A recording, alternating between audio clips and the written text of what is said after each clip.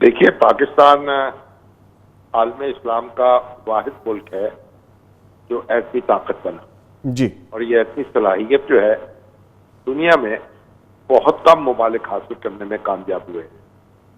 तो पाकिस्तान ने ये फैसला किया कि सकूत ढाका के बाद जब भारत ने साजबाज के जरिए और नंगी जारही के जरिए हमारे मुल्क को दो टुकड़ा कर दिया, तो उसके बाद तवाज़ुन कायम करने के लिए ताकत का जुल्फ़िकार अली भुट्टो साहब ने यह फैसला किया, जो उस वक्त वज़ीर आज़म थे, कि पाकिस्तान को एटमी ताकत होना चाहिए, एटमी सलाहियत हासिल करनी चाहिए। उन्होंने इस प्रोग्राम का आगाज किया।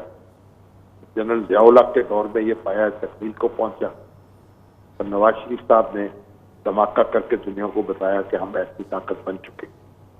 इस पे इसकी पुष्ट पर पूरी पाकिस्तानी कौम जो खड़ी रही और फौजी क़यादत हो या सियासतदान हो, हमारे सब ने इसका पहरा दिया है और इसको पाया तकमील तक पहुंचाने में अपना किरदार अदा किया है।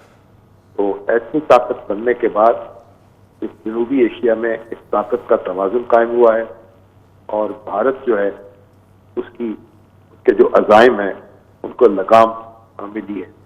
तो इसकी पाकिस्तान के दफाई नुक्ता नज़र से इसकी बड़ी अहमियत है और दुनिया भर में भी पाकिस्तान की दफाई सलाहियत जो है उसका एतराफ़ किया जाता है और उसको सराहा जाता है।